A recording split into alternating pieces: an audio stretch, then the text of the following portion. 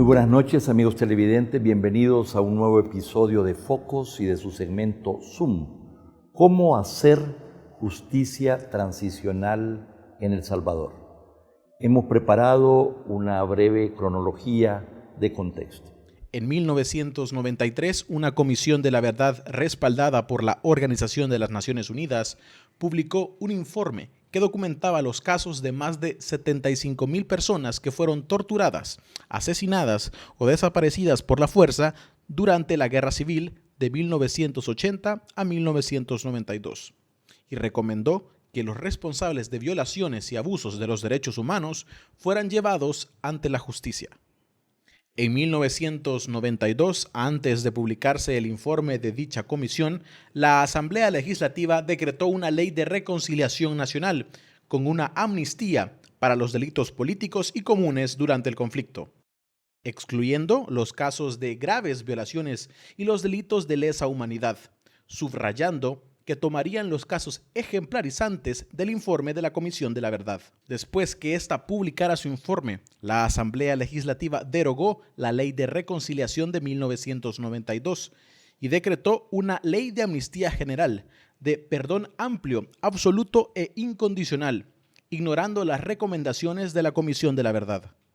En 2016, la Sala de lo Constitucional declaró inconstitucional la Ley de 1993, y revivió la Ley de Reconciliación Nacional de 1992, advirtiendo que esta es insuficiente por no contemplar las medidas para facilitar la verdad y la justicia y la reparación para las víctimas de la guerra, solicitándole a la Asamblea un nuevo marco legal en un plazo de 3 años que vence en julio próximo.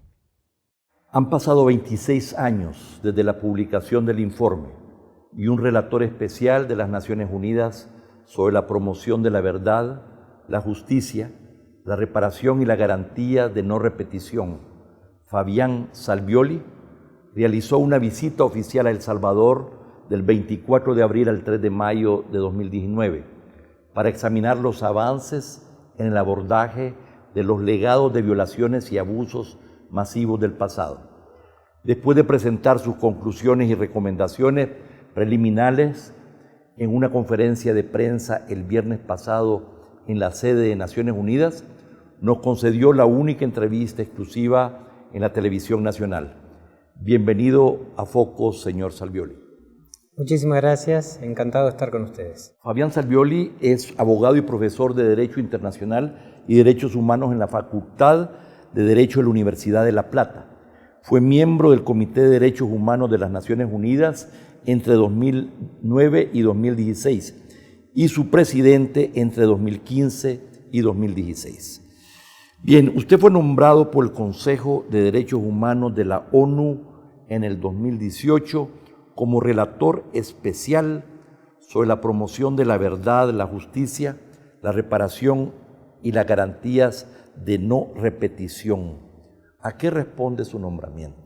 A una decisión del Consejo de Derechos Humanos de Naciones Unidas de abordar una problemática que es cómo se lidia con las violaciones graves y sistemáticas de derechos humanos y de derecho humanitario que se han cometido en el pasado y cómo se cumplen los estándares en materia de memoria, verdad, justicia, reparaciones a las víctimas y reformas institucionales que impliquen la no repetición de los hechos. ¿Había venido antes algún relator especial con este título? No, es la primera visita oficial de la relatoría. La relatoría se creó hace 7 años en Naciones Unidas. Hubo un primer relator que cumplió 2 mandatos, el señor Pablo de Grief, de Colombia. Yo soy el segundo relator, estoy cumpliendo 1 año recién ahora estos días. Empecé el 1 de mayo del año pasado y esta es la primera visita oficial de la relatoría al país. Hay otras relatorías, sí, que han visitado el país. Recientemente la relatora sobre ejecuciones extrajudiciales, sí, Agnes Calamar. Tuve oportunidad de entrevistarla. ¿Cuál es el objetivo de su misión? Evaluar básicamente los avances y las dificultades que ha habido en el proceso de justicia transicional en El Salvador, y sacando buenas prácticas y también observando dificultades a los efectos de hacer recomendaciones para cumplir con las obligaciones del Estado en materia de derechos humanos. Usted estudió exhaustivamente el informe de la Comisión de la Verdad, a sus integrantes, su metodología de trabajo, sus conclusiones y recomendaciones. ¿Qué opinión le merece ese trabajo e informe? ¿Considera usted que fue un trabajo profesional, que fue objetivo, que no fue sesgado, que cumplió con los estándares internacionales de una comisión para investigar estos hechos lamentables de la guerra salvadoreña? Sí, el informe de la Comisión de la Verdad es un gran trabajo, es un trabajo realizado además por personas muy notables y muy respetadas en el ámbito del derecho internacional, sus integrantes, y han sacado un producto que es valioso. Claro que han trabajado 6 meses, digamos, 3 meses aquí, 3 meses en la sede de Naciones Unidas, y entonces creo que aún falta bastante en relación a el esclarecimiento de los hechos de verdad en este país. Pero sin duda el informe es una radiografía bastante fidedigna de los luctuosos hechos que han acontecido aquí. Bien, normalmente una comisión de la verdad examina, y en este caso examinó, las violaciones de los derechos humanos del Estado salvadoreño, pero entiendo que también hicieron referencia a la actuación, en este caso, de la guerrilla. Sí, porque en aquella época, digamos, había obligaciones de derecho internacional humanitario, sobre todo, que debían cumplir los agentes no estatales, como en este caso la guerrilla.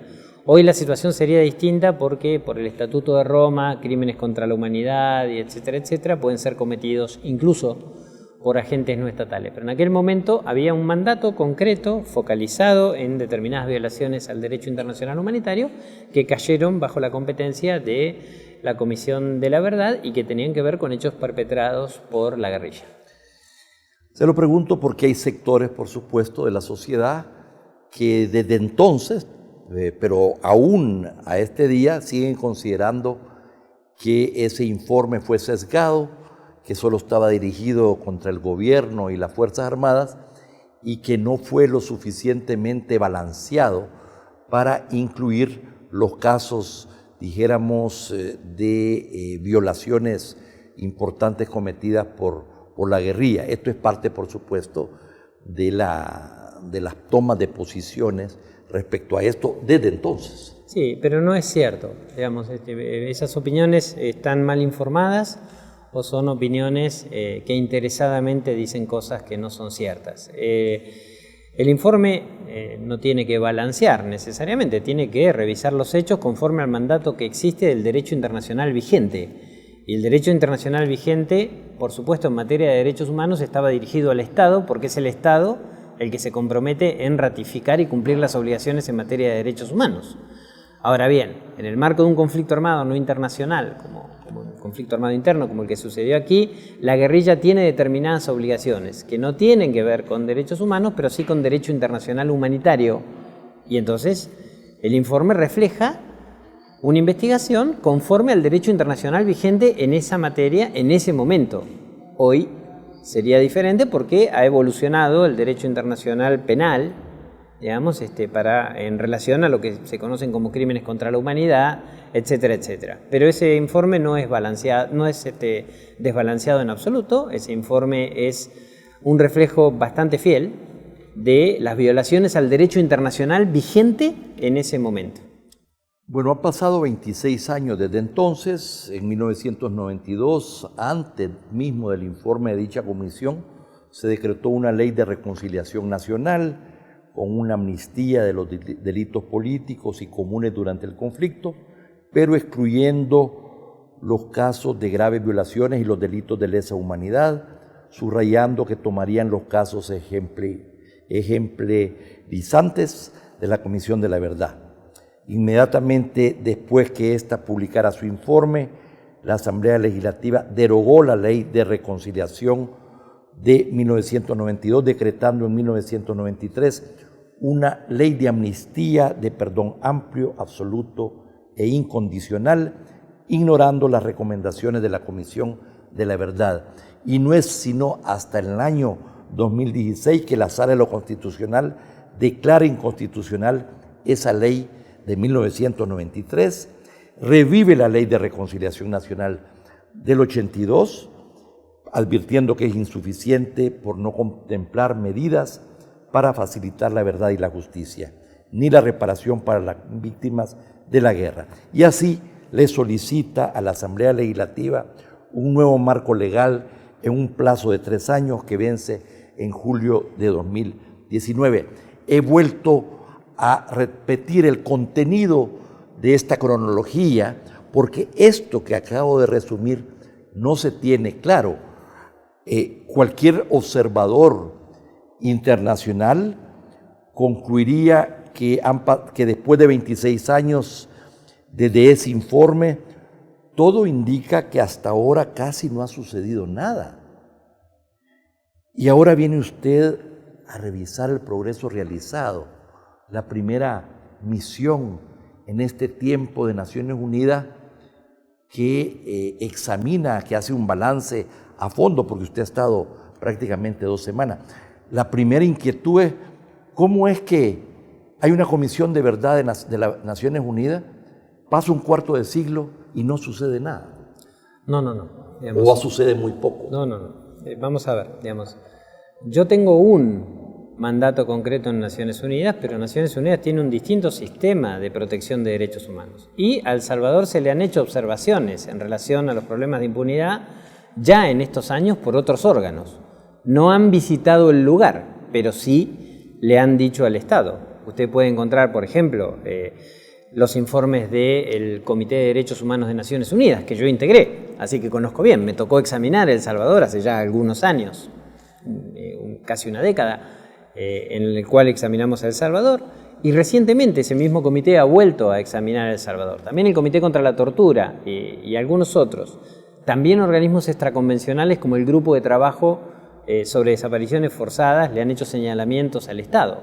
Ha habido una incontable cantidad de mecanismos de Naciones Unidas y del sistema interamericano. Tenemos sentencias de la Corte Interamericana de Derechos Humanos y pronunciamientos de la Comisión Interamericana que han señalado preocupaciones en relación al incumplimiento de parte del Estado de sus obligaciones en esta materia. Mi mandato fue creado hace 7 años, yo asumí hace 1 año, porque antes hubo otro relator, y entonces es la primera visita que mi mandato hace a El Salvador. Mi mandato es para todos los países del mundo. Entonces, por supuesto... Tiene usted mucho trabajo. Tenemos muchísimo trabajo y vamos visitando distintos países, pero yo le he dado gran prioridad, y le he dado gran prioridad de manera tal que esta es mi primer visita oficial como relator a un país. Mi señalamiento no va dirigido a usted personalmente. No, yo ya lo Más sé. bien es al sistema de Naciones Unidas para decir, mire, aquí hay una serie de recomendaciones, aquí hay exhortaciones, pero como que esto no tiene ningún vínculo en términos de obligatoriedad. Sí, claro. Es decir, como que no pasa nada. Digamos, Entonces, ¿dónde está la autoridad de Naciones Unidas frente a una comisión que jugó un papel tan importante? vamos a ver, yo no necesito defender a Naciones Unidas, Naciones Unidas se defiende sola, pero lo que le quiero decir es que el sistema reaccionó, y reaccionó de manera bastante clara por los mecanismos convencionales. Otra vez le remito a la lectura de las observaciones finales del Comité de Derechos Humanos sobre El Salvador de este año, fue hace muy poco del año pasado, se examinó El Salvador por el Comité de Derechos Humanos, y de hace algunos años en el anterior informe, y también del Comité contra la Tortura, donde se le ha señalado al Estado que estaba incumpliendo sus obligaciones internacionales en materia de lucha contra la impunidad.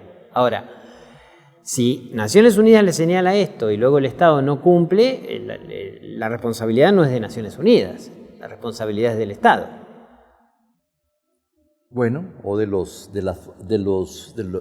que son la ley internacional y los mecanismos que existen para que hayan resoluciones y exhortaciones que tengan una vinculación en la práctica. No, ¿verdad? porque en este caso el Comité de Derechos Humanos y el Comité contra la Tortura aplican convenciones que son vinculantes para el Estado. El Estado ratificó el Pacto de Derechos Civiles y Políticos y ratificó la Convención contra la Tortura. Y no hay ninguna duda de que esos instrumentos son obligatorios para el Estado, reconocidos por todos los Estados, incluso la propia Constitución salvadoreña. Establece que los tratados ratificados son vinculantes efectivamente para el Estado. Ahora bien, si los órganos que se pronuncian, digamos, en relación a esto, luego no obtienen de parte del Estado el seguimiento debido, allí el problema es la implementación. Pero la implementación no desvirtúa el carácter obligatorio de las decisiones. De acuerdo. Vamos a ir a un corte. No nos cambien.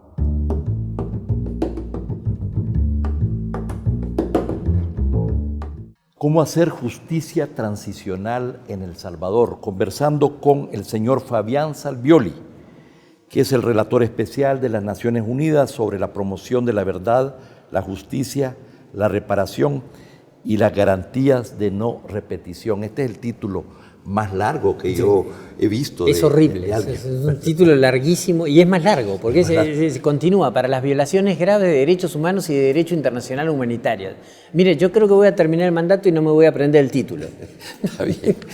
Bueno, vamos a ver, más allá de las misiones, más allá de los informes, más allá de las exhortaciones, sí, en términos de la implementación de estas recomendaciones en los diferentes ámbitos, ¿cuál es su balance de lo que ha sucedido en los últimos 26 años, desde que se publicó ese informe? Bueno, es indudable de que las víctimas siguen esperando. Y ¿sabe qué? Yo me he encontrado a personas que dicen que estos son hechos del pasado, pero no, están muy equivocadas, son hechos del presente. Mire, yo estuve en el Mozote, yo estuve en el lugar donde se hizo la masacre del Calabozo, yo estuve en San Francisco Angulo. La gente llora hoy como el primer día. El dolor se palpa, se siente en los árboles, se siente en la tierra. El dolor y el olvido. La gente ha quedado olvidada, invisibilizada, por décadas. Pero ahí están. Algunos han muerto ya, por supuesto, ¿verdad? Han muerto ya, pero otras personas no. Y ese dolor es intergeneracional. Sus hijos y sus nietos continúan sintiendo ese dolor. Incluso quienes no han vivido los hechos directamente. Pero es muy complejo tener a toda la familia enterrada en ese lugar. Es muy complejo que las personas mayores de edad, ya muy ancianas, no han recibido reparaciones integrales en relación a esta cuestión. No han recibido el cobijo que el Estado les debe dar. No han tenido justicia. Los perpetradores no han sido llevados ante la justicia. Es más, yendo hacia el Mozote, hay que ver el nombre del coronel Monterrosa allí, en la brigada. Digamos, lleva el nombre de la brigada. ¿Cómo puede llevar el nombre de la brigada el responsable de una masacre? No estamos hablando de alguien que combatió, etcétera, en el marco de un conflicto armado interno. Estamos hablando de alguien que en la Comisión de la Verdad ha sido sindicado como el responsable de una masacre en la cual 140 niños fueron ejecutados, y todavía hay más. Y las mujeres fueron violadas, y las niñas fueron violadas. ¿Cómo se le puede rendir tributo a alguien responsable de eso? Esos no son los valores que se deben transmitir. En esta misión en que usted tuvo oportunidad de hablar con representantes de la Fuerza Armada sobre este tema. Sí, claro. ¿Y cuáles fueron sus reacciones? Bueno, me han dicho de que con ese criterio no habría monumentos a Napoleón, por ejemplo. Pero claro, Napoleón vivió en otro siglo, digamos, y las leyes en ese momento eran diferentes. Ya el derecho internacional vigente, y las mínimas reglas de humanidad, ¿sabe? O sea, hay que hacer mucho esfuerzo para justificar tener como héroe a alguien que es responsable del asesinato y la violación de niñas. O Ya, es una cuestión de seriedad, ¿no?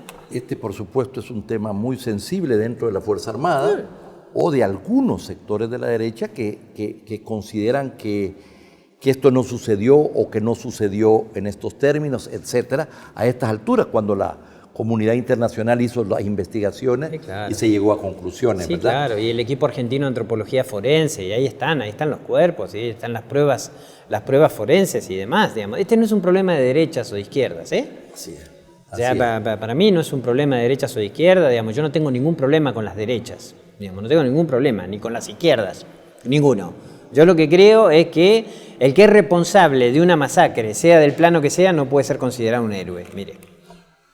Bueno, pero en el tema de la amnistía, por supuesto, participaron no solamente la gente de un lado, sino que todo, pareciera que hubo consenso, que era una manera también de curarse en salud y evitar que hubieran otros señalamientos. Una cosa importante, ¿cuáles son los efectos en una sociedad que usted ha estudiado en otras partes del mundo también, cuando la impunidad se ha impuesto por tanto tiempo? Es que esto impide una visión más compartida de país, esto impide la reconciliación y la unidad nacional. ¿Cómo analiza usted esto? Sí, su pregunta es fundamental y es muy importante. Mire, en primer lugar, la impunidad genera una revictimización de las víctimas. Es decir, la gente, a mí me decía, yo lo único que quiero es que se haga justicia. Yo no quiero venganza, digamos. Yo quiero que, así como va presa la persona que roba, bueno, el que cometió una masacre, pues también pague lo que tiene que pagar. Y la verdad que es un planteamiento de lo más razonable. Pero además de eso, hay un vínculo clarísimo entre la impunidad del pasado y la violencia del presente. Y eso sucede en todo el mundo. Allí donde las cosas del pasado no se abordan como es debido, pues el pasado vuelve, los mecanismos de violencia vuelven bajo otras formas, pero son del mismo estilo, del mismo tipo, y por supuesto no se puede construir ningún futuro basado efectivamente en la paz, que es lo que debe ser. ¿Cuáles son las conclusiones de su misión? Las conclusiones de mi misión son que se han dado algunos pasos. Se han dado algunos pasos que hay que reconocer. Se ha puesto en marcha un programa de reparaciones que yo tildo de insuficiente, pero importante. Que la Corte Suprema de Justicia, a través de la Sala de lo Constitucional, le ha dado un ejemplo al mundo de lo que debe ser una sentencia adecuada, que anula la ley de amnistía y la declara contraria a las obligaciones internacionales, conforme a los estándares internacionales en la materia. Digamos, que un presidente ha pedido disculpas en un acto, ese también es un paso valioso, que la Fiscalía ha dado algunos pasos de progreso y que algunos juicios se han puesto en funcionamiento, entre otros el juicio de la masacre del Mozote. Esos son, digamos, los aspectos positivos. Pero claro, como usted bien dijo, ¿no? Digamos, tenemos una deuda de más de 2 décadas y entonces en ese sentido hay todo un trecho en materia de memoria, verdad, justicia, reparaciones, garantía de no repetición, que todavía está por recorrerse. Y ya las víctimas no pueden esperar más, ¿eh? O sea, no podemos pasarnos otros 27 años haciendo esperar a las víctimas que esperaron 27 años. ¿Y cuáles son sus recomendaciones? Hay recomendaciones de todo tipo, digamos, es un informe preliminar, el definitivo lo presentaré en Naciones Unidas más adelante. Es un informe preliminar que tiene 41 recomendaciones que están dirigidas al Poder Ejecutivo, al Poder Legislativo, a la Fiscalía, al Poder Judicial, al órgano, aquí se dice órgano, en mi país se dice Poder Legislativo, Poder Judicial, pero aquí, bueno, al órgano legislativo, al órgano ejecutivo, al órgano judicial, a la Fiscalía, a la Policía Nacional, digamos, incluso a las Naciones Unidas le hago algunas recomendaciones y también le hago recomendaciones a la comunidad internacional. Hay cuestiones tales como la búsqueda de niños y niñas desaparecidos durante el conflicto, que es otro tema muy sensible y que debe abordarse debidamente porque todavía se está perpetrando en ese sentido la sustitución de la identidad real de ellos. En julio se cumplen los 3 años que dio la Sala de lo Constitucional para que la Asamblea Legislativa pueda crear una nueva legislación al respecto. ¿Cómo analiza usted lo que son los avances en este sentido o la discusión? Entiendo que han habido intentos de hacer otra ley de amnistía donde básicamente quedaría impunes de nuevo todos estos actos, ¿o no es así? Bueno, hay un borrador de un proyecto que fue presentado a una comisión ad hoc que está creada, digamos. Es una comisión ad hoc que tiene 4 personas que la integran que tienen conflictos de intereses, 2 de ellas están mencionadas en el informe de la Comisión de la Verdad. Entonces luego es muy difícil señalar el producto de una comisión de esas características como un producto genuino que pueda ser aceptado por la sociedad, sobre todo por las familias de las víctimas, ¿no? Digamos, que deberían tener una voz privilegiada en ese sentido. Yo leí el borrador del proyecto, es un borrador escrito de manera inteligente, digamos, pero si bien dice que no consagra una amnistía para este tipo de crímenes, el contenido genera efectivamente una amnistía de facto. Entonces, pues nada, si se sanciona ese tipo de norma, pues no hace falta ser Nostradamus para darse cuenta de que va a recibir la condena internacional diciendo que el Estado ha incumplido nuevamente en ese sentido. Yo confío en que la Asamblea Legislativa no va a dar ese paso y que va a dar los pasos correspondientes en lo que se debe enfocar. Usted tuvo la oportunidad de hablar con algunos legisladores al respecto. Sí, claro. Y darle su opinión. Sí, claro, estuve con el presidente. Mire, yo tuve 36 reuniones, así que me he reunido con todo el mundo. Y a todo el mundo le dije además mi opinión, así que nadie se asombra de lo que está escuchando aquí, digamos. He sido muy franco con todas las personas. He hablado con el presidente de la Asamblea, he hablado con integrantes de la Comisión ad hoc, he hablado con integrantes de la Comisión de Justicia y Derechos Humanos, he hablado con integrantes de la Comisión de Relaciones Exteriores y he hablado con la Junta Directiva de la Asamblea. Mira la cantidad de reuniones que he tenido solo con el Poder Legislativo y les he dejado claro estas precisiones. Me han recibido con la mayor cordialidad. A veces los políticos y legisladores creen que el mundo no nos observa, pero el caso de El Salvador es un caso muy observado, ciertamente por organismos de derechos humanos a nivel internacional. Hay toda una nueva enfoque sobre la importancia de que se conozca la verdad, que haya justicia y solo entonces pueda haber perdón. A esto se le llama la justicia transicional. ¿Podría comenzar usted definiéndonos y explicándonos más qué es la justicia transicional? Si en el caso salvadoreño esto es relevante para El Salvador, y si es así, ¿cómo se puede hacer justicia transicional casi 3 décadas después de los acuerdos de paz en estos momentos que vivimos? Sí, claro, se puede y se debe. Se puede y se debe. Y hay que hacerlo. Digamos, la justicia transicional es un mecanismo excepcional, pero no quiere decir de que entonces no se hace justicia, porque si no, no se llamaría justicia. Digamos, la justicia transicional es un mecanismo excepcional porque no basta con hacer justicia. La justicia hay que hacerla, pero hay que tomar toda otra serie de medidas en virtud de la magnitud de las violaciones graves de derechos humanos o derechos humanitarios que hayan surgido en el marco de un gobierno dictatorial, como fue el de mi país, la República Argentina, durante la dictadura militar, o en el marco de un conflicto armado al momento de la salida, como es el caso de El Salvador. Entonces, hay componentes que tienen que ver con la averiguación de la verdad, hay componentes que tienen que ver con hacer justicia, efectivamente, y hacer justicia quiere decir juzgar y condenar los mecanismos más graves, hay elementos que tienen que ver con las reparaciones, que tienen que ser reparaciones integrales a las víctimas, restitución de derechos, rehabilitación, servicios de salud, atención psicosocial. El trauma de este tipo de hechos es tremendo, cualquiera puede comprender de que el trauma de este tipo de hechos es una cosa tremenda. ofrecimiento de disculpas, establecimiento de espacios de memoria, etcétera, etcétera.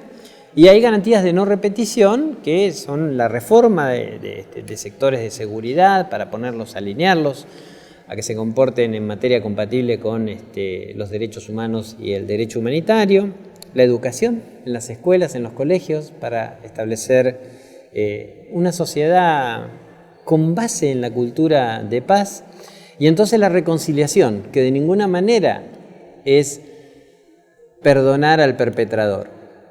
El perpetrador tiene que ser sometido a la justicia y tiene que ser condenado, como corresponde.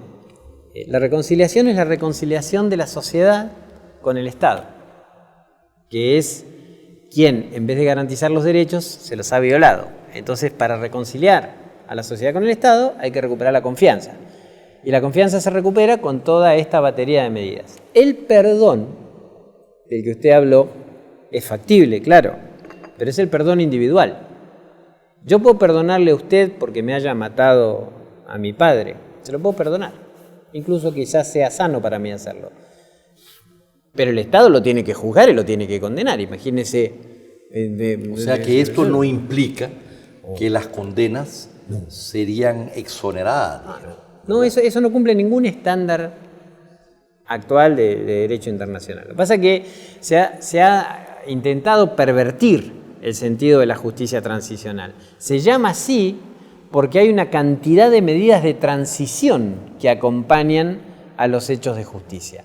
No porque no hay que hacer justicia, porque si no, la justicia transicional se podría llamar de cualquier forma menos justicia, ¿no? De acuerdo. Bueno,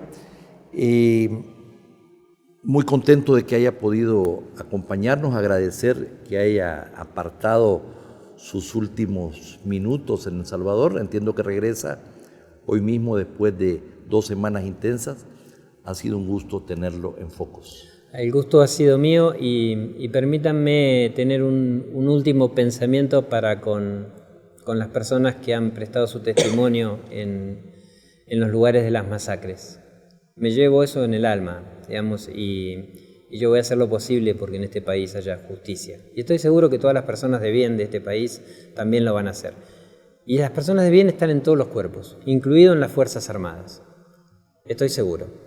Hay que dar ese paso, y ese paso va a ser importante para que estos hechos no se repitan nunca más. Muchísimas gracias. A usted. Y a ustedes, amigos televidentes, gracias por su sintonía. No nos cambie, hay más contenido en Focus.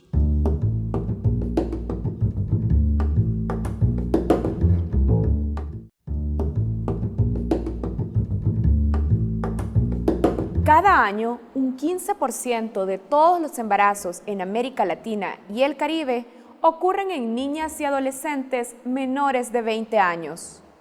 2 millones de niños nacen de madres que tienen entre 15 y 19 años, según un informe conjunto de la Organización Panamericana de la Salud y las Naciones Unidas. En América Latina, de cada 1.000 jóvenes entre 15 y 19 años, 66.5 resultan embarazadas. El Salvador supera la tasa regional, con un reporte de 66.8 embarazos por cada 1.000 adolescentes. Hoy en Focus exponemos las cifras del mapa de embarazos en niñas y adolescentes en El Salvador. Este informe fue presentado por el Fondo de Población de las Naciones Unidas, UNFPA, con el apoyo del Gobierno Nacional. De acuerdo con la base de datos de atenciones preventivas del Ministerio de Salud, en el año 2017 se registraron 68.423 mujeres embarazadas, de las cuales el 28%, es decir, 19.190, eran niñas y adolescentes que tan solo tenían entre 10 y 19 años de edad, lo que representa una reducción en 2 puntos respecto al informe del 2015, cuando se reportaron 24.944 casos. A pesar de esta reducción, el registro sigue siendo alarmante. En 2017, cada hora se reportaron 2 niñas o adolescentes embarazadas. En el caso de los embarazos en niñas de 10 a 14 años, entre 2015 y 2017 se ha registrado una reducción del 45%, pasando de 1.437 casos a 781, es decir, un promedio de 2 embarazos de niñas de 10 y 14 años cada día. Según el análisis de tasa de inscripciones prenatales oficiales, durante 2017, 9 de los 14 departamentos del país se encuentran por encima de la tasa nacional de los 31.5 embarazos por cada 1.000 niñas y adolescentes. En el caso de los municipios, un 55% se encuentra igual o por encima de la tasa nacional y el 41% está por debajo de este indicador. Esto representa un cambio importante respecto a las cifras del 2015. En ese momento, la tasa nacional se ubicaba en 38 y se reportó un 29% de los municipios por arriba de la tasa y un 71% de los municipios debajo de ese criterio. En términos de la distribución territorial, el 64% de las inscripciones prenatales en niñas y adolescentes se concentra en 6 de los 14 departamentos, los más poblados del país, de hecho: San Salvador, La Libertad, Santa Ana, Sonsonate, San Miguel y Aguachapán. En cuanto a las principales causas de muerte asociadas al embarazo en niñas y adolescentes en 2017, las 3 primeras causas fueron las infecciones, trastornos hipertensos y las derivadas del aborto, incluyendo los embarazos ectópicos, es decir, fuera del útero. El informe también destaca que el respeto a la integridad física y sexual es aún un desafío pendiente en El Salvador. Los delitos contra la libertad sexual en personas menores de 18 años entre 2015 y 2017 aumentaron en un 13%, pasando de 3.849 a 4.376 según los casos registrados por la Fiscalía General de la República. Entre los delitos que ocurren con mayor frecuencia se encuentran la violación, la agresión sexual, el estupro y el acoso sexual. En el año 2016, el Instituto de Medicina Legal determinó la existencia de embarazos en 71 niñas y adolescentes víctimas de violación sexual, mientras que en 2017 esta cifra aumentó a 136, un promedio de 3 a la semana. Datos de la Fiscalía también revelan la poca efectividad de judicialización y condena por estos casos. En 2017 se iniciaron 4.621 casos por delitos contra la libertad sexual, en los cuales la víctima es menor de 18 años. Se judicializaron 1.552 casos. De estos, han tenido resultados judiciales 997 casos y solo se ha producido sentencia condenatoria para el agresor en 488 casos. Nuestro país debe implementar políticas y medidas urgentes que, libres de prejuicios y dogmas, garanticen una vida digna, libre de violencia y con un futuro prometedor para las niñas y adolescentes salvadoreñas.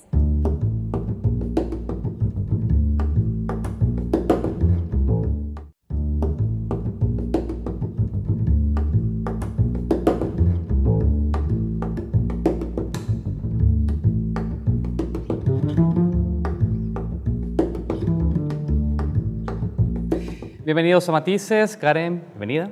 Saúl, buenas noches y bienvenidos todos a nuestra mesa de entrevista. Gracias por acompañarnos en un programa más en Focus. Esta noche tenemos una entrevista en relación a una de las candidaturas a secretario general del FMLN. Vamos a hacer un pequeño contexto de la entrevista que tendremos en los próximos minutos, porque tan solo 4 días después de sufrir la peor derrota electoral, el FMLN, a través de su comisión política, compareció ante la prensa para asumir la debacle y anunciar el adelanto de las elecciones internas para el primer semestre de 2019. Nos referimos a las recientes elecciones presidenciales que tuvieron lugar el 3 de febrero de 2019. Originalmente, estas elecciones internas para secretario general se tenían previstas para diciembre de 2020, Karen. Así es, y en ese comunicado en el que se publicó, la actual dirigencia solicitó a determinados miembros del partido que no se presentaran como candidatos a secretario general. Sin embargo, uno de ellos, el actual vicepresidente Óscar Ortiz, ignoró la sugerencia y decidió postularse para el cargo. Junto a él, también se han postulado nuevos rostros, como el del actual concejal de la alcaldía de Ayutuxtepeque, Sergio Peñate, quien entra en esta contienda en uno de los momentos más críticos para el partido, con la aspiración de generar un debate interno que promueva la participación de jóvenes FMLNistas, según él lo ha señalado. Por eso esta noche queremos hablar sobre su propuesta y queremos darle la bienvenida a Focos. Sergio, por acompañarnos por primera vez en el programa. Muy buenas noches, agradezco a ustedes la oportunidad de poder dirigirme a quienes siempre les visualizan y aprovechan para informarse con lo que ustedes comparten. Es para mí realmente una alegría, un honor estar en este foro tan importante que es reconocido a nivel nacional por la calidad que tiene. Muchas gracias. Bien, Sergio, bueno, iniciamos con esta entrevista. Primero, quisiéramos explorar qué te motivó a presentar tu candidatura a ser secretario general del FMLN. Hay varios compañeros y compañeras y amigos también, en lo personal, que cuando se dieron cuenta me preguntaron qué pasaba, que por qué esa idea descabellada, por qué esa locura, digamos, en el sentido de que estamos hablando del máximo espacio o máximo cargo de conducción en el FMLN a nivel individual. Es decir, hay todo un andamiaje de conducción en el partido que es colectivo, pero hay por supuesto un máximo cargo que es el de secretario general a título, digamos, de una persona. Algunos lo vieron como una especie de sacrilegio, algunos incluso me dijeron, es que querés hacer un circo de esta elección o qué, ¿verdad? Sin embargo, a pesar de que puede parecer un poco descabellado y quizá para algunos irrespetuoso, ¿verdad?, por el nivel que tiene el cargo de secretario general del FMLN, me impulsó el hecho de que por años se ha venido hablando siempre de que las juventudes, que las mujeres necesitan espacios para participar, para hacer escuchar su voz, para presentar sus propuestas, para sacar esa irreverencia que a veces se necesita para cambiar las cosas. Entonces, escuchar eso por años y que llegara el momento en la historia para hacerlo y que no se hiciera me pareció algo crítico. Es decir, la gente a nivel de las bases del FMLN y a nivel de la población en general, después de lo que pasó el 3 de febrero, estaba como a la expectativa de qué tanto se iba a remozar, digamos, el Frente Farabundo Martí, cómo se iban a adecuar los espacios para este nuevo momento. Y llegado ese momento, habiendo 40.000 gentes afiliadas, capacitadas, algunos con estudios académicos importantes, y no es que esté dejando de lado a los que no los tienen, sino que hay una diversidad ahí, gente con años de experiencia, excombatientes, que son de la juventud acumulada, como yo le llamo, que tienen 50, 60, 70 años y que igual son rostros nuevos porque nunca han estado en un espacio de conducción y no se lanzan. No sé si por pena, por temor, por una sumisión, digo yo, malentendida como disciplina quizás. Ahora tú señalabas en tu respuesta que identificaste de alguna manera como una ventana de oportunidad este contexto para presentar tu candidatura porque veías la necesidad que más jóvenes, mujeres, nuevos rostros participaran dentro de la toma de decisiones del partido. Ahora, a pesar de tu juventud, digamos, respecto a la dirigencia actual del partido, ¿qué otro atributo hace de ti un candidato elegible para conducir el que hasta ahora ha sido el principal partido de izquierdas en el país en una de sus peores crisis? Bueno, tengo un poco más de 16 años de militancia partidaria. Según la constancia que me han dado de militancia partidaria, estoy en el inventario del FMLN, en el registro formal desde el año 2004. Sin embargo, me incorporé en diciembre del 2002, cuando fue en la previa de la campaña municipal del 2003. De hecho, en la campaña de Daisy Villalobos, que fue alcaldesa en Ayutuxtepeque, actualmente viceministra de Gobernación, quien envío saludos. Desde entonces yo estoy militando en el FMLN, haciendo una experiencia colectiva muy interesante, ¿verdad? Porque no es que las cosas se hagan a título individual o para crecer uno a nivel de ego personal, sino que en ese esfuerzo colectivo. Entonces, considero que ya 16 años de de estar luchando junto con los compañeros y compañeras, construyendo una propuesta que presentar al pueblo, tienen alguna importancia, digamos, o tienen algún peso. Soy abogado de la República, graduado de la Universidad de El Salvador, pero principalmente considero que los principios, los valores, la historia que representa el FMLN sigue vigente en el sentido que el FMLN no se circunscribe a un mero partido político electoral, y ahí está de hecho uno de los problemas que debemos de resolver y del por qué estamos como estamos. Ahora, Sergio, en los discursos de los otros candidatos, sobre todo del candidato a la Secretaría, Óscar Ortiz, y también del actual viceministro, de Gobernación, Arístides Valencia, ellos también destacan en su discurso el asunto de los principios. Así es que para nosotros es importante saber, más allá de este planteamiento de los principios, de la militancia, de la cercanía en el territorio, ¿qué te hace diferente a estos otros dos candidatos, además de la evidente juventud y de esa aspiración a representar a este sector de los jóvenes? ¿Qué te hace diferente de ellos dos? A Óscar Ortiz y Arístides Valencia les tengo respeto y aprecio. Lo primero, no estoy aquí para entrar en una cuestión de desmeritarlos a nivel personal, ni me voy a poner a hacer una campaña sucia. No, la gente está cansada de eso y yo particularmente estoy también ya cansado de eso. Sin embargo, a pesar del aprecio que les tengo y de reconocer, digamos, el aporte que ellos han hecho al proceso de lucha del pueblo salvadoreño, creo que es necesario superar la retórica. Es decir, cuando hablamos de los principios, de los valores y de la historia que el FMLN representa, debe ser no solo algo que decir, sino algo que demostrar, que la gente lo sienta palpable a partir de las acciones que se realizan. Por ejemplo, para mí es importante que en el debate que se va a generar en este proceso interno hablemos de la participación de las bases del FMLN. Y cuando digo la participación no es ir a los municipios a informarles de las decisiones que se han tomado. Se ha hablado mucho del centralismo democrático, ¿verdad? Tengo la impresión, después de todo lo que he reflexionado, que el centralismo democrático al final quizá ha funcionado como un mecanismo para generar acuerdos a niveles de conducción, que al final en realidad son una línea que se baja a la militancia, ¿verdad? Y esto es lo que hemos decidido y los militantes pues lo asumimos, ¿verdad? ¿Y qué tal si ese centralismo democrático mejor le damos vuelta y que sea algo que se decide en la base, de abajo para arriba? A propósito de esto a lo que te refieres como centralismo democrático, una publicación en una de tus redes sociales dice eso también, dice que en el FMLN hay una línea de mando que surge de entendimientos sobre los cuales la base no tiene incidencia, pero nos gustaría entender cuáles son esos entendimientos que dirigen verticalmente al FMLN. ¿A qué te referís con eso? Por ejemplo, de repente han habido algunas reformas al estatuto, ¿verdad? Que realmente quizás esos estatutos cuando se han adecuado en algunos temas no necesariamente se han socializado con las bases del partido. Es decir, vamos a hacer una asamblea municipal, pero donde no es que se les llegue a informar, sino hacer un proceso donde la gente lo valide realmente, ¿verdad? También cuando se definen algunas participaciones de compañeros, y ahí yo mismo también me expongo en el sentido que me van a decir, pero vos también fuiste candidato a alcalde, ¿quién te legitimó? Pero es una pregunta importante, aunque me salpique, ¿me entiendes? O sea, uno tiene que meterse a estos procesos a asumir lo que deba de asumir. ¿Igual es la respuesta a esa pregunta? ¿Verdad?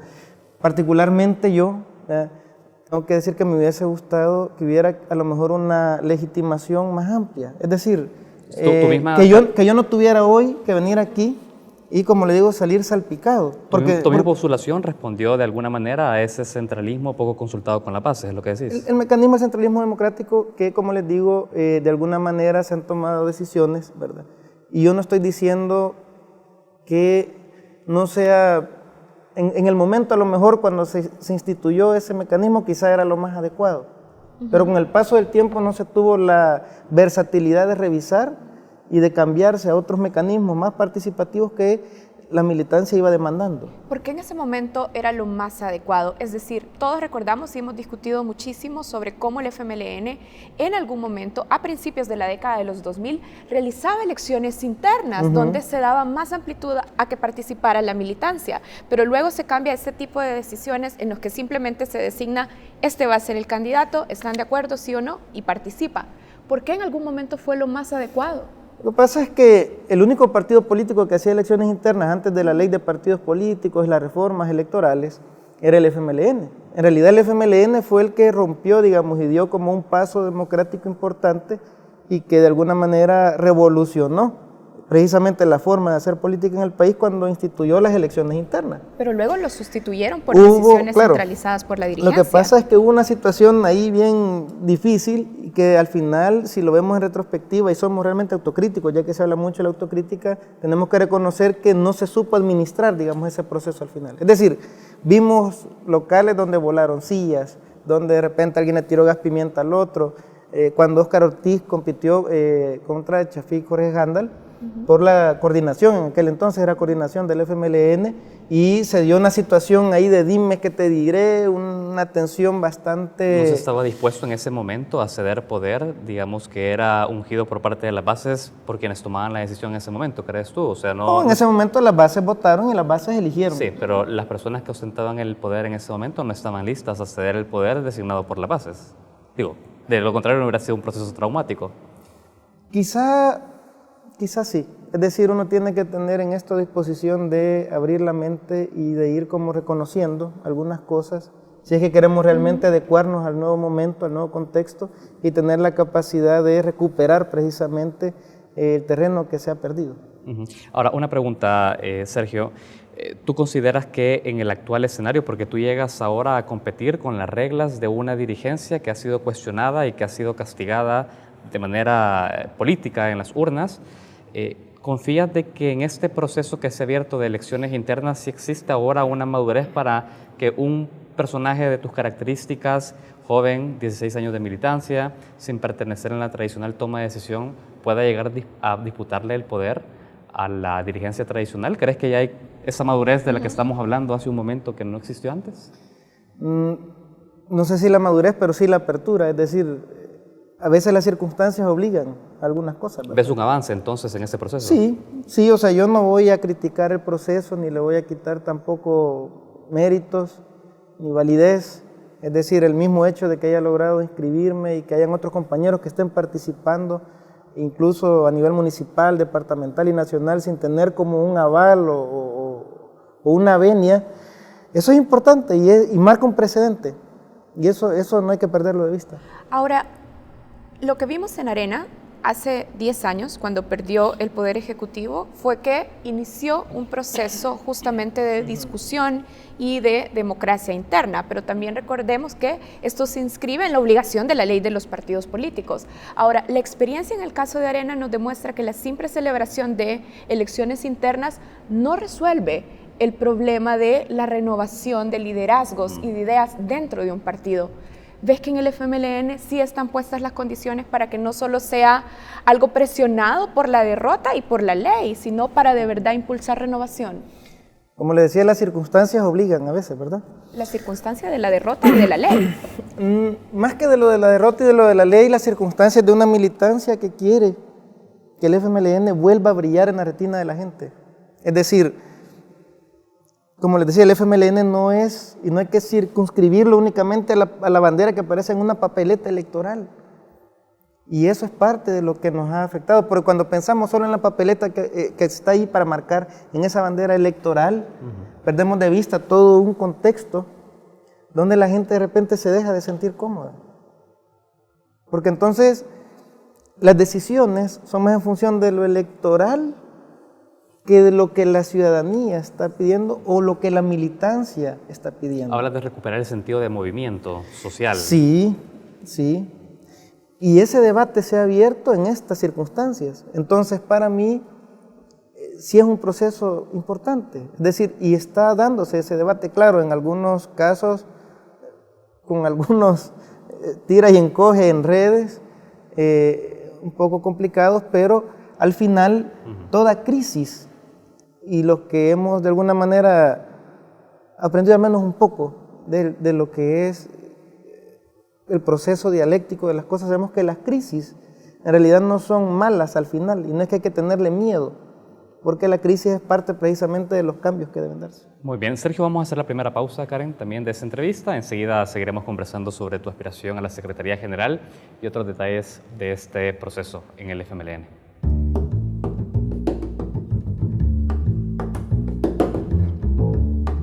Gracias por continuar con Focos. Karen, esta noche entrevistamos a Sergio Manuel Peñate, candidato a la Secretaría General del FMLN. Sergio, conocíamos en el primer bloque de la entrevista las motivaciones que te llevaron a aspirar al cargo de secretario general del partido en un momento de crisis. Queremos conocer más sobre tu candidatura, qué hay detrás de ella. A diferencia de tus contendientes, como el ministro Valencia o el vicepresidente Ortiz, que son figuras con un capital político ya acumulado, con una trayectoria de liderazgo de alguna manera dentro del partido y además dentro de las organizaciones guerrilleras. En tu caso, surgís como un militante joven de una nueva generación, digamos, de militantes del partido, pero que van a necesitar de alguna manera de estructura, de un capital para movilizar base y que voten por ti. ¿Ya has contado con el respaldo de sectores claves o de actores que podrían facilitarte ese capital político en el partido? Solo decir que por ahí me dijeron como un hipster, solo que menos sofisticado, diría yo.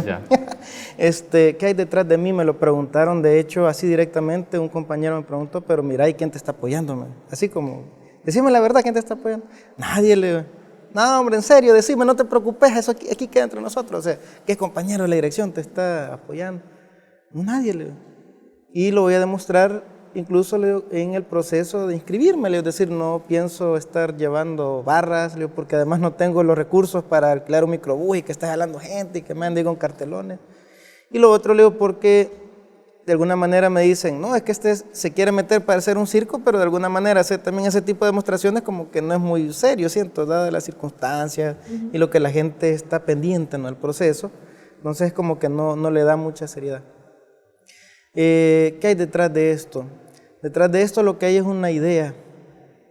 ¿Pero tenés el respaldo de actores claves dentro del partido? Para mí, los compañeros y compañeras del territorio que me están apoyando son la clave. Es decir, de gente de carne y hueso. No, a nivel de varios municipios. No voy a hablar solo de Ayutuxtepeque porque además algunos compañeros de Ayutuxtepeque sí están de acuerdo y me lo han escrito incluso públicamente. Serio, vamos a apoyarte, vamos a votar por ti. Hay otros compañeros que no. Hubo una escuela política en el municipio donde de hecho debatieron y algunos compañeros pensaron de que era como una especie de sacrilegio y que de alguna manera, o sea, no querían que el municipio se viera como enmarcado en esa situación, pero sí hay compañeros que me han escrito públicamente.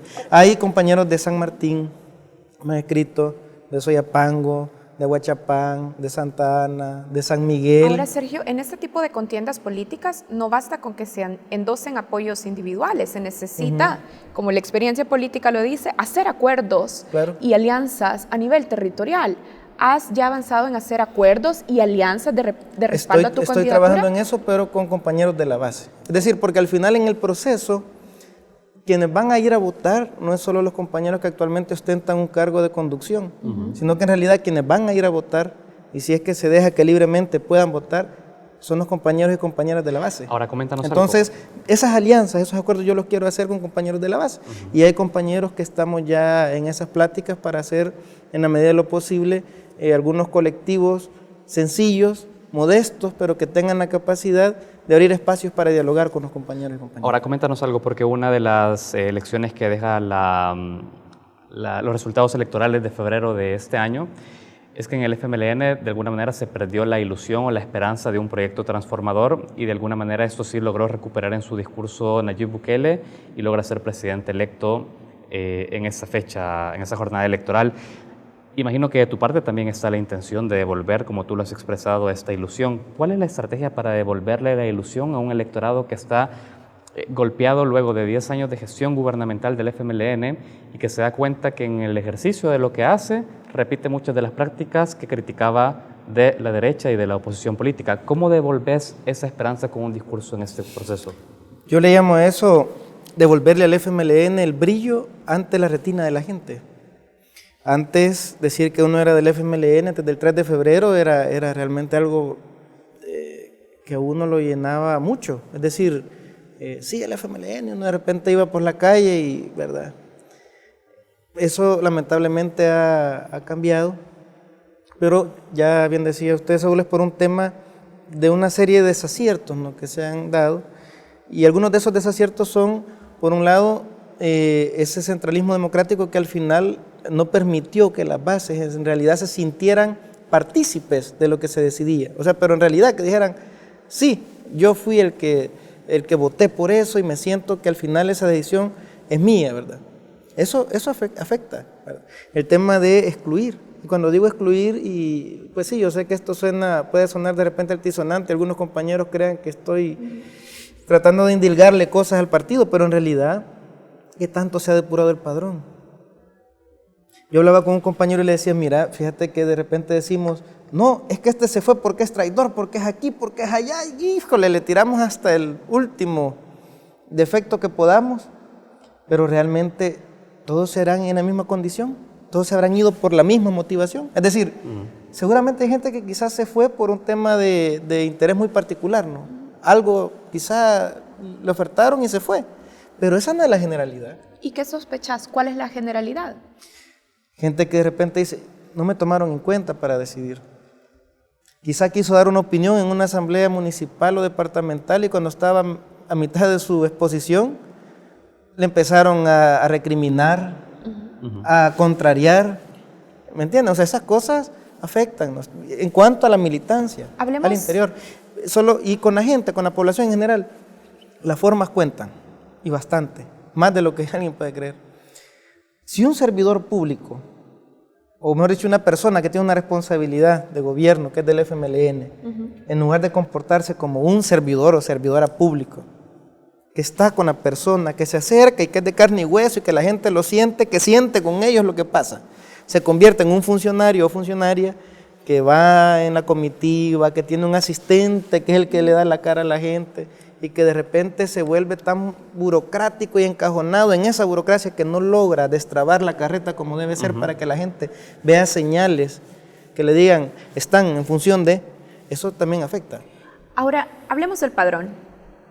En las condiciones actuales, con un padrón que se abrió para las últimas elecciones internas del FMLN, que se abrió y se administró en un tiempo récord, pero también con una base de militantes que estuvo cerrada para nuevas inscripciones y que además se fue depurando, como decías, porque muchas personas pudieron salir por sentirse excluidas.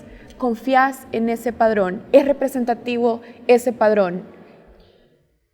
Por lo que he estado recibiendo de compañeros y compañeras que están inscritos y que me han estado planteando que van a apoyar, confío. Es decir, esos mensajes, esas señales y eso que hemos estado tratando de estructurar con compañeros en la base, desde la base, me hace pensar de que el padrón es confiable. ¿La administración del padrón es confiable? La administración del padrón ya, o sea, el padrón es una cosa, la administración de ese padrón ya es y sobre todo, son dos temas diferentes, para hacerlo ¿no? más preciso, entrelazados, pero diferentes. Y para hacerlo más preciso, quizás, y no solo decir administración del padrón, el proceso a través del cual se configuró el actual padrón con el que vas a ir a las elecciones internas, ¿te parece confiable? Realmente el padrón que está sufrió una modificación que no fue tampoco como muy grande para la elección del candidato presidencial, ¿verdad? Entonces, como no fue modificado tampoco de una forma sustancial, porque tampoco es que ahí entraron 10,000 personas, ¿verdad? Sino que fue un número bastante modesto y no se movió así como mayor cosa, pensaría que es confiable. Ahora tú decís, porque no ha tenido esa modificación tan llamativa que uno diga, híjole, de donde sacaron 15,000 personas nuevas, ¿verdad? Confías en el padrón, pero no en la gente que administra, dijiste. No, que son dos cosas diferentes. La administración del padrón con el padrón como tal son dos cosas diferentes. ¿Y la administración del padrón es confiable? Yo espero que sí. O sea, no voy a decir que no, pero tampoco voy a decir que sí. Yo espero que sí. Hay un elemento interesante en el análisis político en este momento en el país, y es que tenemos un presidente que llegó a ser electo diciendo que las ideologías ya no funcionan, ya no son vigentes a la hora de entender la política en El Salvador. Y al redactar este guión junto a Karen, nos preguntamos qué es ser de izquierda actualmente en El Salvador. ¿Cómo define un candidato a la Secretaría General del FMLN el término de izquierda? ¿Cómo lo defines tú? Lo primero es que decir que no tengo ideología es algo ideológico, ¿verdad? O sea, es decir, la ideología siempre existe, siempre está. Quizá la manera de presentar mi ideología en esta nueva época, en este nuevo momento en la historia de la humanidad en general ha cambiado. Es decir, no estamos en 1917 en Rusia, ¿verdad? Cuando para hacer ver la ideología había que ir con un montón de banderas rojas, ¿verdad? Y vamos a tomarnos el Palacio de Invierno y no estamos en 1960 ni en 1970. Entonces ha cambiado esa manera, el tiempo, ¿verdad?, para presentar la ideología, pero siguen contando. ¿Qué es ser de izquierda en El Salvador? Es una buena pregunta, sobre todo porque tenemos un país tan complejo, con una sociedad tan interesante, ¿verdad? Es decir, una sociedad que habla de los problemas cotidianos, pero que de alguna manera es parte de esos problemas. Es decir, una sociedad donde la gente no se da cuenta que tirar la basura a la calle, que puede parecer algo tan ínfimo, tan básico, es en realidad al final es ser parte del problema, ¿no? Hasta el que dice, bueno, me voy a agarrar estos 5 pesos aquí que están en la oficina porque de todas maneras nadie se cuenta. O sea, esa es nuestra sociedad. ¿Cómo defines ser de izquierda en ese contexto? En El Salvador ser de izquierda tiene que ser, y para mí es ser irreverente, romper con los esquemas. ¿Eso podría atribuírselo a Nayib Bukele? No, pero, o sea, romper con los esquemas y hacer un planteamiento ideológico que permita aglutinar de una manera consciente a las fuerzas sociales para transformar las condiciones estructurales de la sociedad salvadoreña. Porque ese tema del que tira la basura, el que se agarra los 5 pesos, hasta el funcionario que dejó pasar un furgón porque le dieron, o sea, son temas estructurales al final, del sistema. Pero ¿sigues creyendo válida la categoría izquierda-derecha tú para poder entender la política? Sí. ¿Por sí, qué? claro. ¿Cómo justificas eso? Porque políticamente siempre van a haber actores que representan intereses, ¿verdad? Y la izquierda, por excelencia, siempre tiene. El problema es que en muchos países, y en el nuestro de alguna manera, la gente percibió a la izquierda alejada de sus intereses, que se despegó de sus intereses. Pero ese es un problema de la actuación de esa izquierda que la gente tenía, o de esos representantes de la izquierda que la gente tenía enfrente. Pero la izquierda es estar pegada a esos intereses de la gente para hacer esos cambios estructurales. La derecha siempre va a estar porque es algo natural y es algo que filosóficamente así se define, con los intereses de ese grupo, de alguna manera maneja los medios de producción y que por supuesto va a defender esos intereses. Claro, como les digo, no estamos en 1917, vamos a decir de que vamos a fusilar, ¿verdad?, la gente que es de derecha, o que, no, pero estamos en una época en la que con la capacidad de entendernos debemos de debatir con sinceridad para que la gente también logre ver a la izquierda y a la derecha como lo que son y donde deben de estar. Sergio, hablando de símbolos y elementos que han desgastado la imagen de la izquierda en El Salvador, tenemos que hablar, y del partido en particular, que han desgastado la imagen del partido en particular, tenemos que hablar del caso del expresidente Mauricio Funes. La Fiscalía General de la República lo imputa a él y a otros funcionarios de su gobierno en casos de corrupción. En el caso del expresidente se le señalan más de 350 millones de dólares desviados de la partida de gastos reservados durante su gestión. ¿En qué falló el FMLN para justamente mantenerse a la altura de lo que esperaba la gente en el tema de lucha contra la corrupción?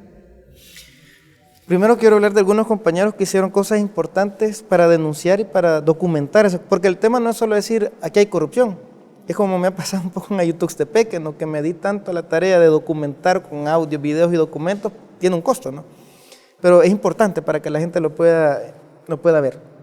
Hubo compañeros como Humberto Centeno, lamentablemente ya fallecido, que denunció y documentó y presentó ante las instancias, o sea, resmas de documentos ordenados, sistemáticamente ordenados, de casos de corrupción de los gobiernos anteriores, de cosas que habían pasado en el Ministerio de Gobernación y que debían investigarse. Lamentablemente la institucionalidad no supo responder a eso. Gerson Martínez, cuando llegó al Ministerio de Obras Públicas, documentó una cantidad de situaciones y las presentó, incluyendo lo de la Monseñor Romero. Hablemos de los esfuerzos dentro de funcionarios del FMLN justamente por denunciar o documentar casos de corrupción que estaban pasando dentro de su propia administración, con su propia bandera. Ahí sí hubo una debilidad, en el sentido de que, y es bien complicado, porque decirle a un compañero, mire que lo que usted está haciendo está mal, y quizás hacerlo públicamente es una cosa bien difícil, ¿verdad? Porque nadie quiere hablar mal de su casa, aunque se esté cayendo. A pesar de la corrupción. Aunque se esté cayendo. nadie quiere, o sea, ¿me entiendes? Nadie quiere decir tengo un funcionario corrupto, nadie lo quiere decir porque... ¿Tú justificas la postura de muchos funcionarios del FMLN en hacerse el ojo pacho aún viendo? No, lo que quiero llegar es a esto. Debimos de tener la capacidad de diferenciarnos, de vincularnos de la gente que se involucró en cosas que no estaban bien. Sin ser ingratos, sin acusar de manera anticipada, porque para eso también hay un debido proceso, pues hay un principio de inocencia que hay que respetarlo. Entonces, sin obviar ese principio de inocencia, sin convertirnos en una santa inquisición que acusara antes de documentar y procesar casos, debimos de tener la capacidad de vincularnos y decir, miren, tenemos este caso de este compañero o compañera, o de este funcionario aliado, ¿verdad? Porque hubieron muchos aliados también, y que hemos tenido que asumir el costo de un montón de aliados y aliadas que se equivocaron también y que por no romper esas alianzas, pues... ¿Mauricio Funes era un aliado? Mauricio Funes es un aliado, porque en realidad él no es un militante del FMLN. ¿Se equivocó la dirigencia no desvinculándose del expresidente Mauricio Funes? A Mauricio Funes hay que reconocerle que logró destapar el caso de Francisco Flores, por ejemplo, que de alguna manera que quisieron manejarlo como con bajo volumen, bajo perfil, y bueno, él lo destapó y lo hizo visible ante la gente. Pero eso no desmerita las propias acusaciones que hay. Exacto, entonces hay que reconocerle lo bueno, pero también hay que tener capacidad de decir, bueno, si se abre este espacio para investigación, dejemos que se investigue. Y no nos pongamos tampoco de pechito nosotros, como pararrayos, a querer asumir el costo de una investigación que no nos toca. Retomando la pregunta de Karen y con eso cerrando la entrevista, ¿se equivocó el FMLN en no desvincularse en su momento de Mauricio Funes? Yo pienso que nuestro partido debió no de dar la impresión de que abandonaba al presidente o al expresidente Funes, porque no se trata de ser ingrato, pero sí de que la gente viera claramente de que no nos incomodaba, de que no nos generaba resquemor que se le investigara. Muy bien. Sergio, queremos agradecerte tu tiempo en Focos y en esta entrevista. Seguiremos muy atentos al desarrollo de este proceso de elecciones internas. Exactamente. Gracias a ustedes por la oportunidad. Y bueno, nosotros cerramos esta entrevista, pero también tenemos que comentarles algo, Saúl. Sí, vamos a comentarles que durante los próximos programas, durante el mes de mayo, Karen, tú estarás conduciendo el espacio de Matices por ti misma, porque yo estaré fuera del país en una capacitación, entonces me reincorporaré contigo al final del mes. Exactamente, así es que bueno, los esperamos todos los domingos en la entrevista de Matices y nosotros hacemos un corte aquí, pero ya volvemos con más contenidos aquí en Focos.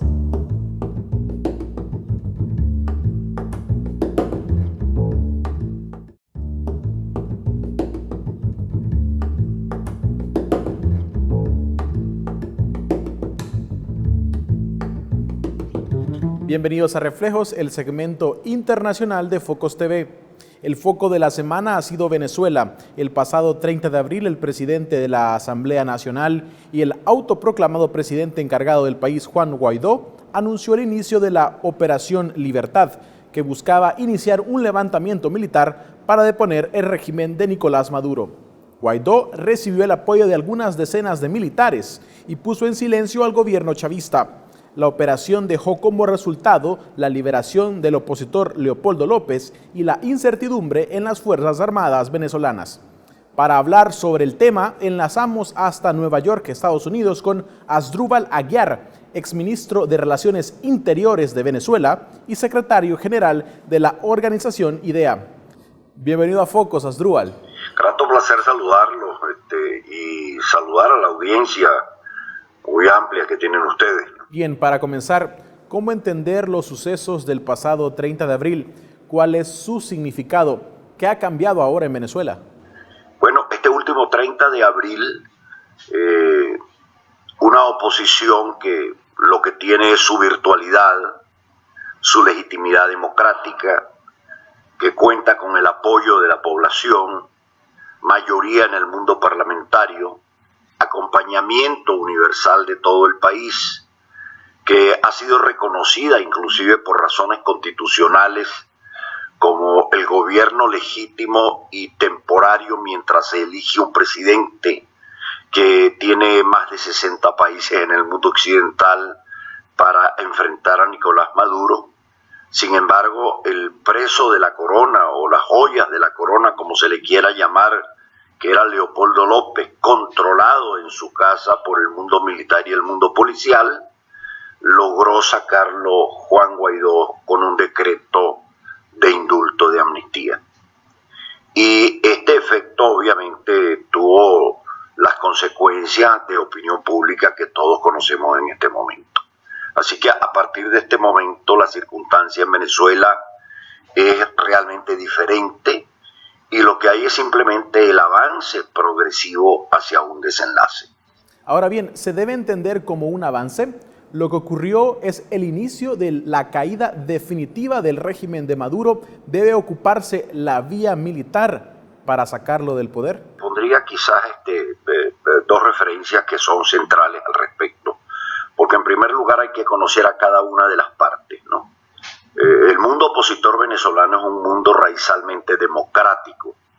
Es un mundo que a lo largo de los últimos 20 años lo que ha hecho es luchar a través de la protesta pacífica. Del otro lado está un gobierno. Muchos se preguntan si hay una dictadura y yo diría, sí, una dictadura oprobiosa.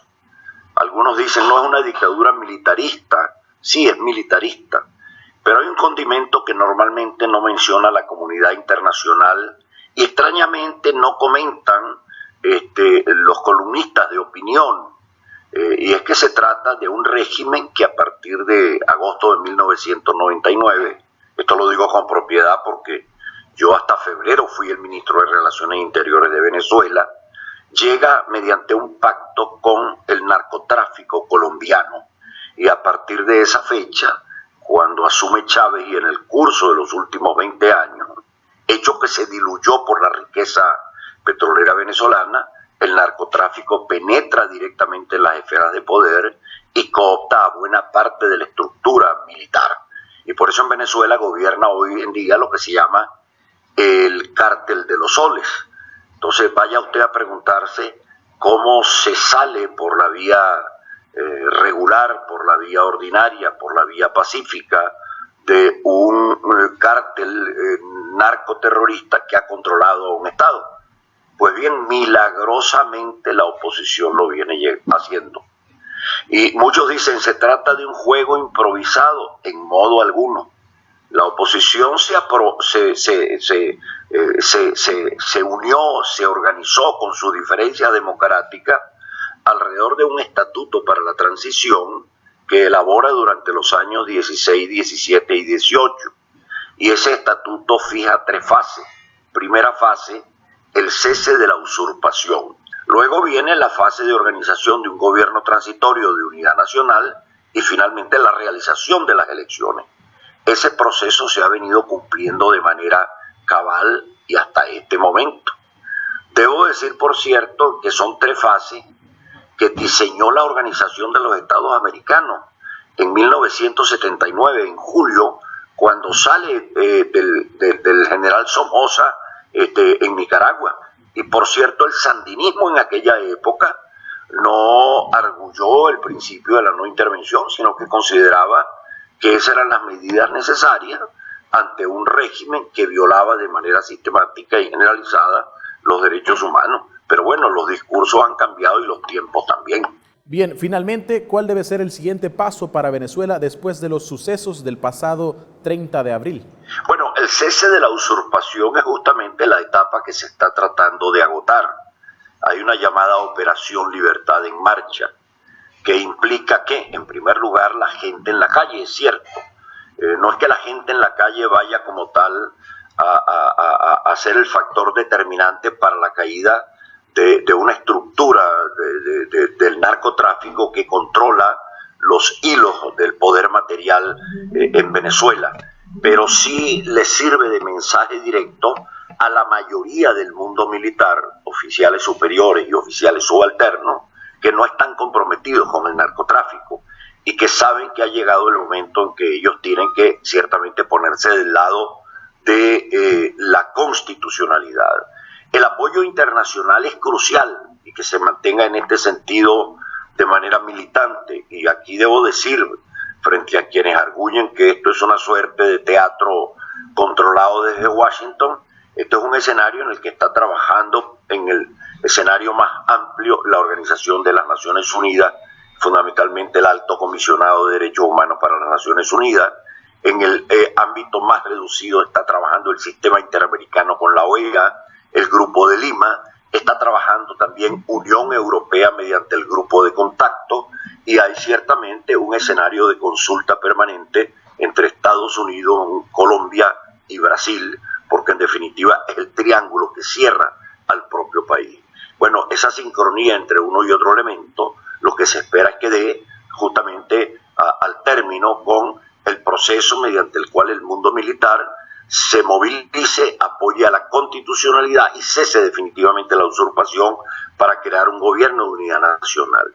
Ciertamente lo que ocurrió el 30 de abril es lo que yo he llamado un golpe en la columna vertebral del régimen de Maduro. Creo que ellos están en este momento dialogando internamente la estructura militar y la estructura de poder para ver cuál es la mejor salida, la salida más conveniente, la que tenga menos costo en vidas humanas y en represión, a pesar de que quedan todavía rezagados los colectivos armados que dependen directamente de Nicolás Maduro, que ejercen represión junto con la llamada Policía Nacional.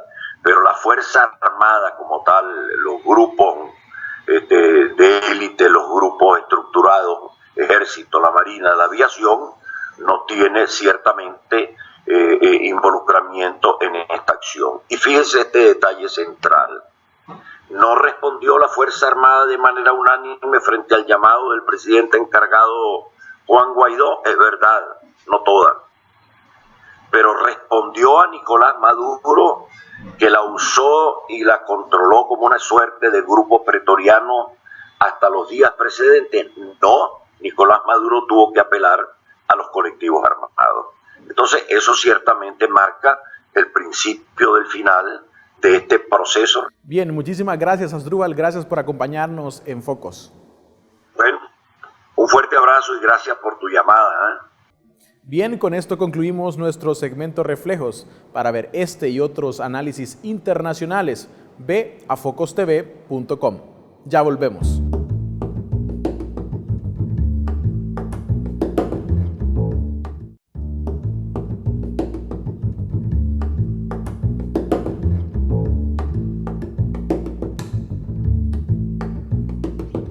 El Centro Cultural de España en El Salvador ha sido un aliado permanente para la Compañía Nacional de Danza.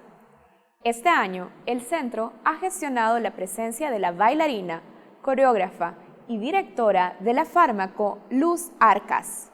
Con ella, la compañía ha trabajado en el proceso creativo para generar un espectáculo en el que todos los cuerpos son parte de la historia de un pueblo. Una historia que se cuenta a través de la danza. Hoy en Retratos presentamos Dolorosa, danza contemporánea para preservar la memoria.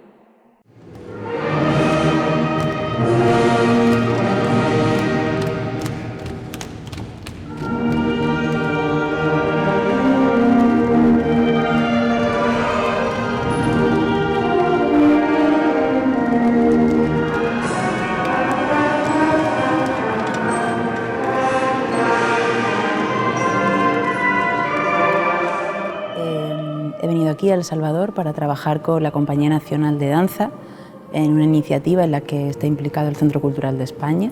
Y bueno, la obra que hemos trabajado aquí se llama Dolorosa y es una obra que ahonda en la esencia de este país, ¿no? Pero no de una manera historicista, sino más bien cómo los jóvenes en el presente viven esa esencia, ¿no?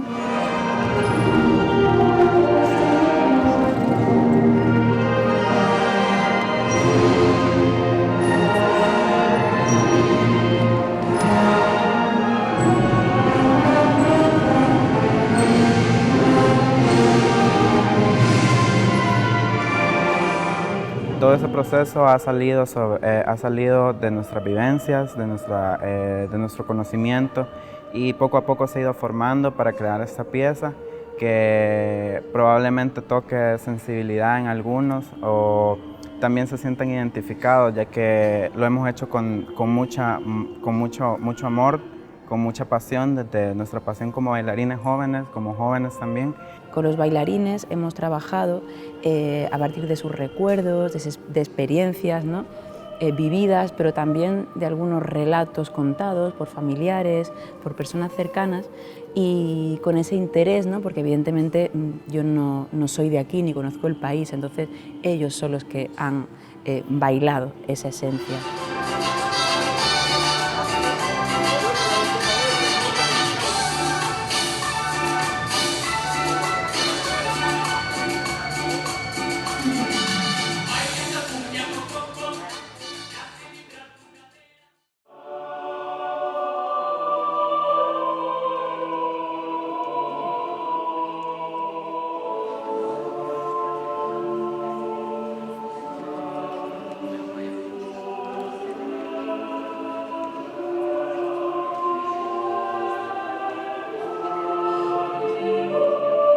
La obra tiene 3 capítulos, los muertos, la fiesta y los dioses. Y a través de esos 3 mundos abordamos, por ejemplo, en los muertos, pues sus recuerdos más relacionados pues, con la guerra civil reciente, ¿no? Lo que le han contado, también con la violencia, ¿no? Actualmente o en el pasado reciente, también los miedos, simplemente sus propios antepasados, ¿no? La violencia. Y en el segundo capítulo, la fiesta, se aborda el tema de la celebración, del rito, de cómo se relacionan con su propia mitología, con las fábulas que les han contado, con todo este tipo de cosas. Hay algunas imágenes también religiosas, otras paganas, ¿no?